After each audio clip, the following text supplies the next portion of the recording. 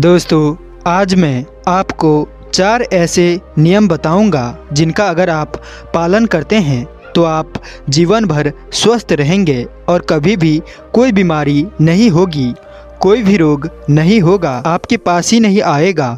इन नियमों का पालन करने से आपको कभी भी बीपी, शुगर, ट्राइग्लिसराइड, जोड़ों में दर्द, सर्दी, जुखाम, खांसी, दिल से संबंधित बीमारियां, हार्ट अटैक जैसी समस्याएं नहीं होगी।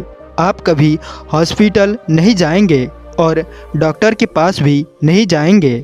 तो दोस्तों, अगर आप भी जीवन भर स्वस्थ रहना चाहते हैं तो मेरी इस कहानी में मेरे साथ अंत तक बने रहिए। यकीन के साथ कहता हूँ कि अगर आप 1 महीने तक इन 4 नियमों का पालन करते हैं तो आपको जीवन में कभी कोई बीमारी नहीं होगी। तो चलिए दोस्तों, बिना समय बर्बाद किए हम इस कहानी की शुरुआत करते हैं। दोस्तों, एक समय की बात है, एक गुरु जिनका आश्रम जंगल के बीचों बीच स्थित था। वहाँ का दृश्य बहुत ही सुहाना था और उन गुरु के पास बहुत सारे शिष्य शिक्षा ग्रहण करने के लिए दूर दूर से आया करते थे। वह गुरु आयुर्वेद के बहुत बड़े ज्ञाता थे और इसी वजह से उनकी ख्याति दूर दूर तक फैली हुई थी। ऐसे में एक दिन वह गुरु अपने शिष्यों को शिक्षा दे रहे थे और उनसे कह रहे थे, बच्चों, आज मैं आपको ऐसे नियम के बारे में बताने जा रहा हूँ जिनका अगर आप हमेशा पालन करेंगे तो आप जीवन भर कभी बीमार नहीं पड़ेंगे और ना ही कभी भी आपको कोई बीमारी होगी।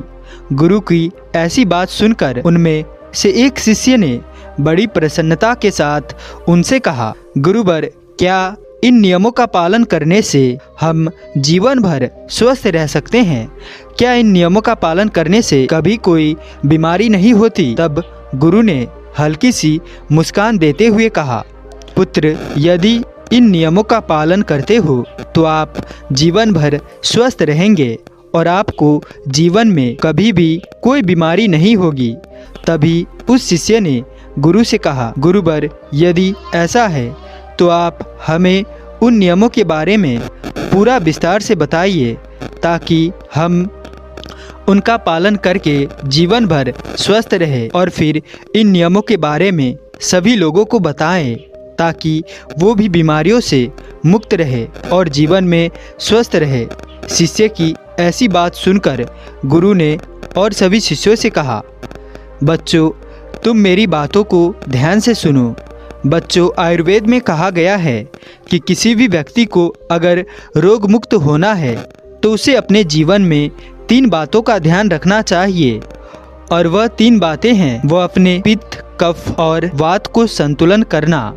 फिर गुरु ने उन सभी शिष्यों से कहा, बच्चों, हमारे शरीर में 3 तरह के दोष पाए जाते हैं, वात दोष, पित्त दोष और कफ दोष। हमारा शरीर त्रिदोष पर आधारित है।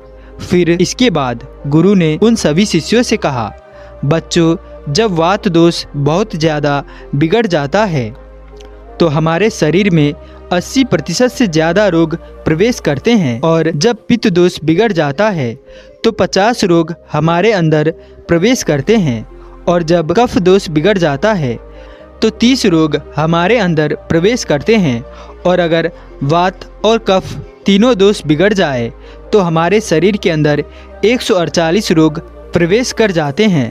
फिर इसके बाद गुरु उन सभी शिष्यों से कहते हैं, बच्चों, सर्दी, खांसी, जुखाम से लेकर कैंसर तक जो आखिरी रोग माना जाता है वो वात, पित्त, कफ के बिगड़ने के कारण ही होते हैं और वात, पित्त, कफ को संतुलन में रखने के लिए आयुर्वेद में बहुत सारे नियम बताए गए हैं। लेकिन आज मैं आपको उन नियमों से 4 ऐसे नियम बताऊंगा जिनका पालन करके आप अपने इन तीनों दोषों को संतुलन में रख सकते हैं। फिर गुरु उन सभी शिष्यों से कहते हैं, बच्चों, अगर आपके वात, पित्त और कफ तीनों दोष संतुलन में रहे तो इसके लिए आपको पहला नियम अपनाना है।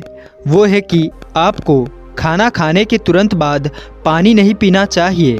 और आपको ऐसा क्यों करना चाहिए, इसके बारे में आप ध्यान से सुनो। बच्चों, बहुत से लोग खाना खाने के तुरंत बाद गटगट पानी पी लेते हैं और कुछ लोग बिना पानी के खाना ही नहीं खाते हैं। कुछ लोग एक निवाला खाने के बाद एक घुट पानी पीते हैं, लेकिन खाना खाने के बाद पानी कभी नहीं पीना चाहिए, क्योंकि अगर भोजन के अंत में पानी पियोगे तो वो जहर पीने के जैसा होगा। कभी भी खाने के तुरंत बाद पानी पीना नहीं चाहिए, क्योंकि जब हम खाना खाते हैं तो पेट में सारा खाना एक जगह जाकर इकट्ठा हो जाता है। बच्चों, हमारे पेट में एक स्थान होता है जिसे हम जठर कहते हैं। ये जठर हमारे पेट में छोटा सा स्थान है और ये स्थान आपके पेट में नाभि के बाएं तरफ होता है। और जो भी आप खाते हैं, रोटी, चावल, छाछ, दूध, दही, कुछ भी खाओ, वो सारा का सारा इसी स्थान पर आकर इकट्ठा हो जाता है। जहर में जैसे ही खाना इकट्ठा होता है तो उसमें आग जलती है और उस आग को हम जठर अग्नि कहते हैं। यानी जठर अग्नि बच्चों, जब आप खाना खाते हैं तो पेट में जठर अग्नि जलती है और जठर अग्नि खाने को पचाता है। वो जठर अग्नि हमारे पेट के अंदर खाना को इस तरह से पचाती है जैसे रसोई घर का चूल्हा खाने को पकाता है। आप अपनी रसोई में अग्नि जलाओ, उसके ऊपर दूध रखो और उसमें थोड़े से चावल डाल दो। अग्नि जब तक जलती रहेगी, खीर तब तक बनती रहेगी। और ऐसे ही हमारे पेट में होता है। जैसे ही आप खाना खाते हैं, पेट में अग्नि जलने लगती है और जब तक अग्नि जलती है, खाने के पचने की प्रक्रिया चलती रहती है। जैसे रसोई में खाना पकता है, वैसे ही पेट में भी खाना पकता है। जब जब आपने खाना खाया तो पेट में अग्नि जली और वो खाने को पचाएगी। लेकिन अगर आप खाना खाने के तुरंत बाद घटाघट पानी पी लोगे और वो भी ठंडा पानी पी लोगे तो उससे आपकी अग्नि बुझ जाएगी। जब हम अग्नि के ऊपर पानी डालेंगे तो अग्नि बुझ जाएगी, क्योंकि अग्नि और पानी की कोई दोस्ती नहीं है। जब आपने खाना खाया और ऊपर से पानी पी लिया तो वो पानी आपके पेट में जल रही अग्नि को शांत कर देगा और वो अग्नि बुझ जाएगी। जैसे जलती हुई आग पर आप पानी डालते हैं और वो आग बुझ जाती है, उसी प्रकार से आपके पेट में जल रही अग्नि भी पानी पीने से बुझ जाएगी। और फिर खाना, कई लोगों के पेट में बहुत ज़्यादा गैस बनती है और गैस उन्हीं को बनती है जिनका खाना हजम नहीं होता है। कई लोगों को पेट में जलन होती है और वो जलन उन्हीं को होती है जिनका खाना पचता नहीं है। कुछ लोगों का पेट एकदम से फूल जाता है और ये तभी होता है जब खाना पचता नहीं है, और जब खाना नहीं पचेगा वो विष बनेगा, आपको बीमार करेगा। खाना खाते ही पानी नहीं पीना चाहिए। गुरु की ऐसी बात सुनकर उनमें से एक शिष्य खड़ा हुआ और गुरु से कहने लगा, गुरुदेव, अगर खाना खाने के बाद पानी नहीं पीना है तो हमें कितनी देर बाद पानी पीना चाहिए? तब गुरु ने इस बात का जवाब देते हुए कहा, बच्चों, आपको पानी कम से कम 1 घंटे तक नहीं पीना है। 1 घंटे के बाद आप पानी पी सकते हैं। और 1 घंटे तक पानी आपको इसीलिए नहीं पीना चाहिए क्योंकि ये जो पेट में अग्नि जलने की प्रक्रिया है वो लगभग 45 से 1 घंटे ही चलती है। उसके बाद पेट में अग्नि अपने आप शांत हो जाती है और उसके बाद आप पानी पी सकते हैं। बच्चों, अगर आपने खाना 10 बजे खाया है तो आप 11 बजे पानी पीजिए, और अगर आप 11 बजे खाना खाते हैं तो 12 बजे पानी पीजिए, यानी 1 घंटे बाद पानी पिए। जब गुरु ये सब बता रहे थे तभी उनमें से एक शिष्य ने गुरु से पूछा, गुरुदेव, क्या हम खाना खाने से पहले पानी पी सकते हैं? क्या हम खाना खाने के बीच में पानी पी सकते हैं? तब गुरु ने उस शिष्य की बात का जवाब देते हुए कहा, बेटा, आप खाना खाने के बाद 40 मिनट पहले पेट भर के पानी पी सकते हैं। यानी अगर आपको 10 बजे खाना खाना है तो आप 1 घूंट पानी पी सकते हैं। इससे ज़्यादा आप पानी नहीं पी सकते हैं। गुरु जब ये बात उस शिष्य को बता रहे थे, तभी एक दूसरे शिष्य ने उनसे सवाल किया, गुरुवर, अगर हम पानी नहीं पी सकते हैं तो फिर हम खाना खाने के बाद क्या पी सकते हैं? क्योंकि खाना खाने के तुरंत बाद में बहुत तेज प्यास लगती है। तब गुरु ने उसकी बात का जवाब देते हुए कहा, बच्चों, खाना खाने के बाद पानी तो नहीं पी सकते हैं, लेकिन अगर आप खाना खाने के बाद कुछ पीना चाहते हैं तो आप दही की लस्सी पी सकते हैं। खाना खाने के तुरंत बाद आप फलों का रस पी सकते हैं, जैसे केला का रस, संतरे का रस, मौसमी का रस, अनार का रस। तभी एक शिष्य ने गुरु से कहा, गुरुवर, लेकिन ये सब तो महंगी चीज़ें हैं, बहुत से लोग इनको नहीं पी सकते हैं। तब गुरु ने उस शिष्य की बात का जवाब देते हुए कहा, तो बेटा, आप नींबू का रस पी सकते हैं।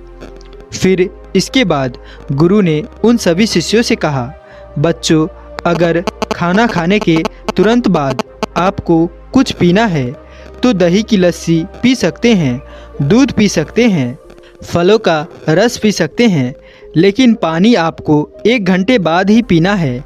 और एक बात आपको ध्यान रखनी है, सुबह का आप जो नाश्ता करते हैं तो उस समय आप फलों का रस पीजिए, और दोपहर का खाना खाने के बाद आप लस्सी या फिर फलों का रस पीजिए, और रात का खाना खाने के बाद आप दूध पीजिए। जो भी लोग इस नियम का पालन करते हैं, जीवन में कभी भी उन्हें 80 रोग नहीं होंगे, और बात, पित्त, कफ, ये तीनों ही एक छोटे से नियम से संतुलन में आ जाएंगे। इसके बाद गुरु ने उन सभी शिष्यों को दूसरा नियम बताते हुए कहा, बच्चों, दूसरा नियम ये है कि जब भी आप पानी पिए तो पानी को घूट घूट करके ही पिए। जिस तरह से आप चाय को पीते हैं, कॉफ़ी को पीते हैं, इस तरह से आप पानी को भी पिए। जैसे आप चाय को सीप सीप करके पीते हैं, उसी तरह पानी को भी घुट घुट करके पिए। लेकिन बच्चों, बहुत से लोग पानी का गिलास लेते हैं और उसे मुंह से लगाकर गटागट पी लेते हैं, और ये तरीका बिल्कुल गलत है। आप एक बार में 1 घुट पानी ही पिए, क्योंकि जब आप गटागट पानी पीते हैं तो इससे आपकी मुंह की लार उस पानी से मिल जाती है और फिर वो पेट के अंदर जाती है। ये जो मुंह की लार होती है वो क्षारीय अल्कलाइन होती है और पेट में हमेशा अम्ल एसिड बनता रहता है।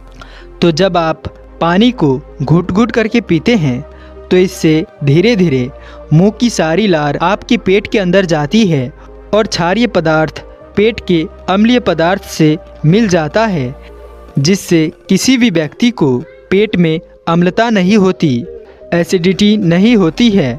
और जब पेट में अम्लता नहीं होती, एसिडिटी नहीं होती, तो रक्त में भी अम्लता नहीं होती।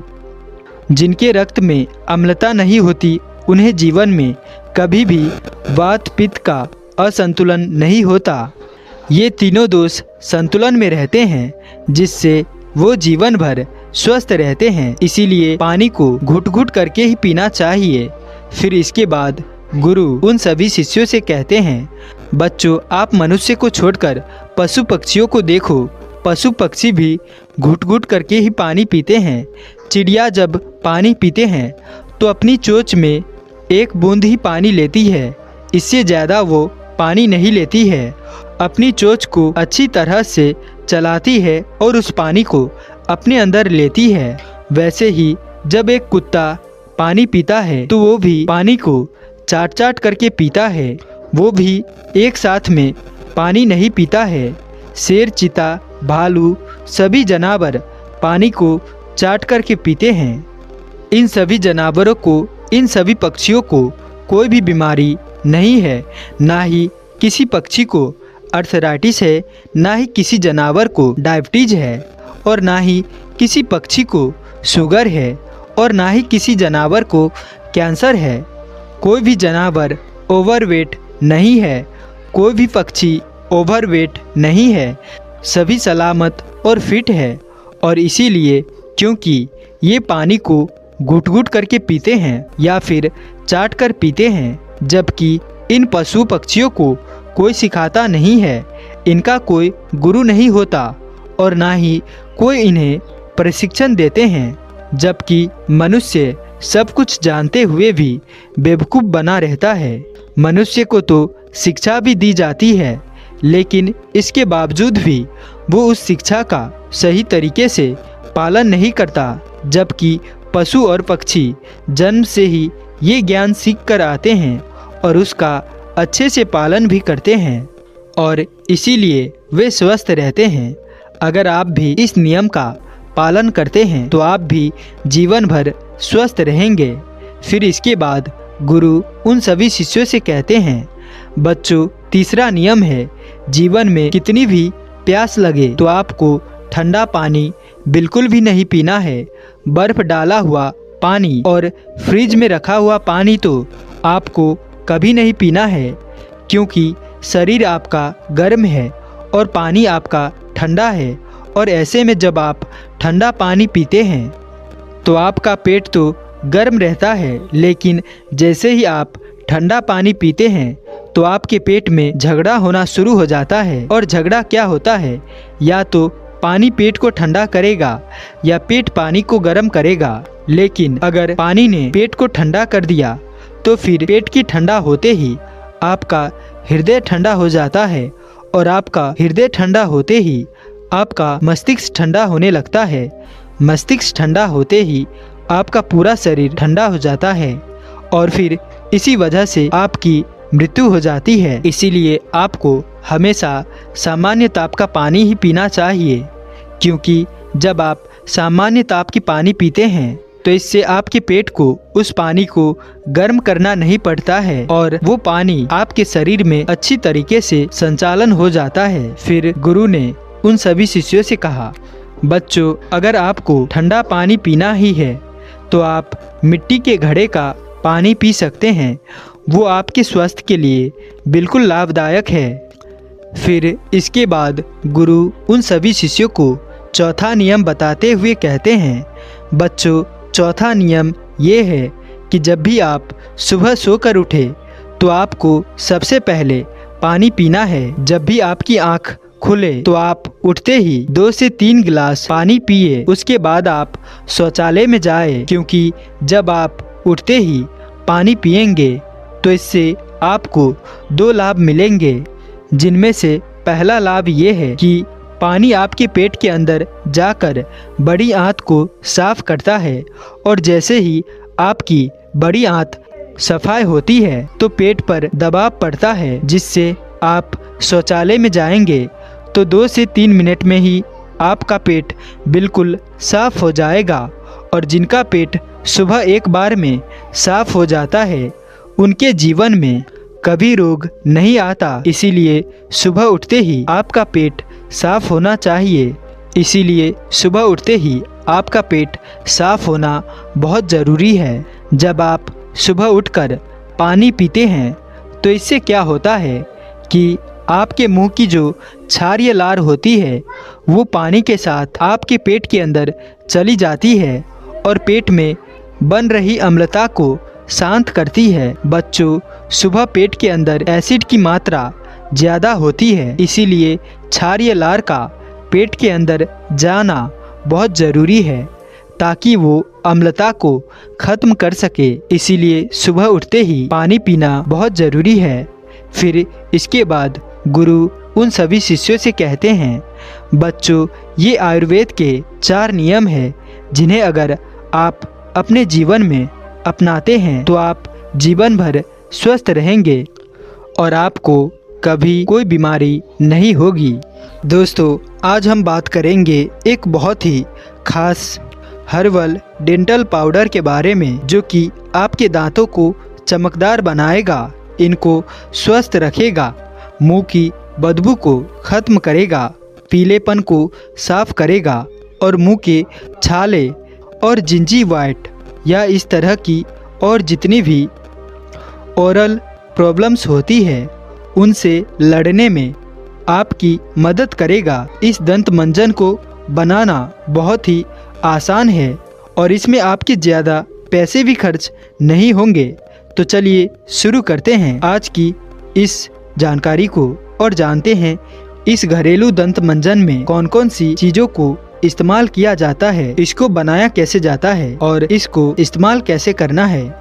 दोस्तों, आज के इस दंत मंजन को बनाने के लिए हमें सिर्फ 3 चीज़ें चाहिए। पहली चीज़ है फिटकिरी, यानी कि 1 एलम फिटकिरी नेचुरल एंटीसेप्टिक और एंटी माइक्रोबियल्स रखती है, जो कि बैक्टीरिया से लड़कर दांतों में कीड़ा लगने, बदबू आने और छाले होने की समस्या को दूर करती है। फिटकिरी आपको अपने आसपास की किसी भी किराना दुकान में, यानी जो पंसारी की दुकान होती है, उसमें आसानी से मिल जाएगी और ये बेहद सस्ती होती है। फिर 10 रुपये में आपको ये खूब सारी मुट्ठी भर के मिल जाएगी।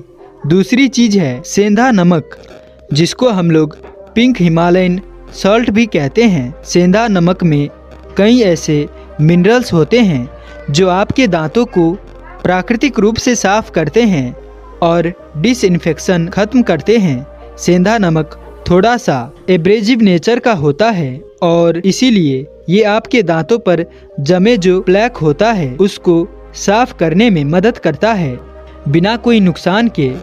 और तीसरी और आखिरी चीज़ है जो आपको चाहिए, वो है बेकिंग सोडा, जो कि एक प्राकृतिक सफाई करने वाला होता है। ये आपके दांतों के पीलेपन को साफ करता है, क्योंकि बेकिंग सोडा अल्कलाइन नेचर का है। तो ये सभी तरह के मुंह की समस्या को न्यूट्रलाइज करके टूथ डीके और सांसों में से आने वाली बदबू की समस्या को भी रोकता है। वैसे तो ये तीनों ही इंग्रेडिएंट्स इस दंत मंजन को बनाने के लिए काफ़ी है, लेकिन अगर आप इस दंत मंजन को और भी ज़्यादा प्रभावकारी बनाना चाहते हैं तो इसके अंदर आप कुछ एक्स्ट्रा चीज़ें भी मिक्स कर सकते हैं। इसके अंदर आप पेपरमिंट पाउडर, लौंग का पाउडर और नीम का पाउडर भी ऐड कर सकते हैं। इन सब के अपने अपने फ़ायदे होते हैं। लौंग का जो पाउडर होता है ये दांतों और मसूड़ों के दर्द को रोकता है। पेपरमिंट आपको ताज़ा सांस देता है और नीम एंटी माइक्रोबियल गुण से भरपूर होता है। लेकिन तीनों ही चीज़ें जो है ये ऑप्शनल है, आप चाहे तो इनको इस्तेमाल कर सकते हैं। बहुत ही बढ़िया है, नहीं भी करेंगे तब भी कोई समस्या नहीं है। तो ये है दोस्तों वो बेसिक इंग्रेडिएंट्स जिनसे हम इस शक्तिशाली दंत मंजन को बनाएंगे। अब आगे बढ़ते हैं और देखते हैं कि इसको बनाना कैसे है और इस्तेमाल करना कैसे है। लेकिन उससे पहले वीडियो को लाइक और चैनल को सब्सक्राइब कर दे और कमेंट में नमो बुद्धाय लिखना ना भूलें। इस डेंटल पाउडर को कैसे बनाया जाता है, तो सबसे पहले फिटकरी का एक टुकड़ा आप ले लीजिए और इसे बारीक पीस लीजिए और इसे एक बारीक सूती कपड़े में इसको छान लीजिए। वैसे तो ये जो बारीक पिसा हुआ छना हुआ आपका जो पाउडर है, इसको आप ऐसे भी अपने दंत मंजन के रूप में इस्तेमाल कर सकते हैं। लेकिन अगर हम पिसी हुई फिटकरी को एक तवे के ऊपर डाल के और मध्यम आंच पर गर्म कर ले और तब तक गर्म करे जब तक ये पिघल कर तरल पदार्थ सा बन न जाए और फिर सूख जाए, एक पापड़ जैसा ना बन जाए, और फिर इसके बाद इसको हम ठंडा करके बारीक पीस लेंगे तो ये और भी ज्यादा प्रभावकारी बन जाता है और बहुत ही ज्यादा मुहिम हो जाता है और आपके दांतों पर इससे रगड़ भी नहीं लगती है और एनामेल भी खराब नहीं होता है। इस प्रक्रिया को हम लोग कैल्सिनेशन कहते हैं, जिससे फिटकरी के अंदर जो सारा का सारा मॉइस्चराइजर होता है वो निकल जाता है और इसकी एंटी माइक्रोबियल प्रॉपर्टीज और भी ज्यादा बढ़ जाती है। वैसे अगर आपके पास इतना समय नहीं है और आप ये सब कुछ कैल्सिनेशन वाला प्रोसेस नहीं कर सकते हैं तो वो भी ठीक है, आप ऐसे ही उसको पीस लीजिए, छान लीजिए और बस पक्का कीजिए कि इसके अंदर कोई मोटे मोटे टुकड़े ना रह जाए, आपके दांतों पर इससे रगड़ ना लगे। इसके बाद जितना भी आपने ये पीसी हुई फिटकरी को लिया है, पाउडर को लिया है, उतनी ही मात्रा में इसमें आप बारीक पिसा हुआ सेंधा नमक मिलाइए और इतना ही मात्रा में बेकिंग सोडा इसमें मिलाइए और इन सभी को आपस में अच्छी तरीके से मिक्स कर लीजिए। और जैसा कि मैंने आपको बताया था कि अगर आप एक्स्ट्रा फायदा चाहते हैं तो इस मिक्सचर में तो आप आगे बताई गई और भी चीजें डाल सकते हैं। फिर आपका जो दंत मंजन है वो तैयार है। इस दंत मंजन को आप एयर टाइट कंटेनर में भंडारण करके रख लीजिए और हफ्ते में 2 से 3 बार आप इसको अपने दांत में टूथपेस्ट की तरह रात को सोते समय इस्तेमाल करिए। इसको इस्तेमाल करने के लिए थोड़ा सा पाउडर आप साथ में पी लीजिए और फिर अपने टूथब्रश को गीला करके इस पाउडर के अंदर लगाइए ताकि जो पाउडर है इस पे चिपक न जाए। फिर ये अच्छे तरीके से आपका दांत साफ हो जाता है। दोस्तों, इस तरह से आप अपना दांतों को साफ कर सकते हैं।